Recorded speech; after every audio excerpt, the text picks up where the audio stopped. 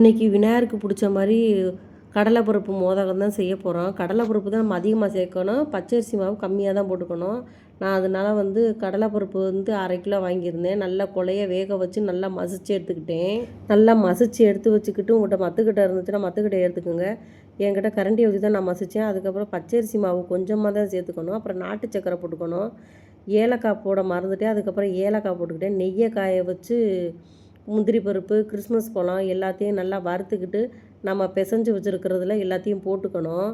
போட்டுக்கிட்டு அதுக்கப்புறம் நெய் நிறையா ஊற்றணும். நம்ம எவ்வளோதுக்கு எவ்வளோ நெய் ஊற்றுறோமோ அவ்வளோதுக்கு எவ்வளோ இந்த இந்த மோதகத்துக்கு டேஸ்ட் அதிகமாக நல்லாயிருக்கும். அதுக்கப்புறம் தேங்காய் கொஞ்சம் நான் துருவி நெய்யிலே வதக்கினேன். ஏன்னா 2 நாள் 3 நாள் ஆனாலும் இது கெட்டு போகாது. அதனால் நெய்யில் வறுத்து எடுத்துக்கிட்டு நம்ம கடலைப்பருப்பு இதெல்லாம் பிசைஞ்சு வச்சுருக்கோம்ல அதில் கொட்டி நல்லா பிரட்டணும். அப்புறம் இட்லி சட்டியில் இதெல்லாம் அள்ளி வச்சு அவிச்சு எடுத்துக்க வேண்டியதேன். வேறு எதுவும் ஒன்றும் பிரச்சனையெல்லாம் கிடையாது. இட்லி சட்டியில் அள்ளி வச்சு எல்லாத்தையுமே அவிச்சு எடுத்துக்கிட்டோம்னா இதுக்கு நெய் நிறையா ஊற்றணும். நெய் நீங்கள் எவ்வளோக்கு எவ்வளோ ஊற்றுறீங்களோ அது டேஸ்ட் அதிகமாக இருக்கும். அதுக்கப்புறம் வெந்துருச்சான்னு பார்க்கறதுக்கு லைட்டாக அதை தண்ணியை தொட்டுக்கிட்டு அதை அமுக்கி பார்த்தீங்கனாலே கையில் ஒட்டாது.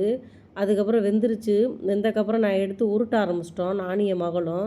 இது கடலைப்பருப்பு மோதகம். நீங்களும் ட்ரை பண்ணி பாருங்கள். மோதகம் சூப்பராக இருக்கும். விநாயகருக்கு பிடிச்ச மாதிரி விநாயகருக்கும் பிடிக்கும், நமக்கும் பிடிக்கும். நீங்களும் ட்ரை பண்ணி பாருங்கள். மறக்காமல் சப்ஸ்கிரைப் பண்ண மறந்துடாதீங்க.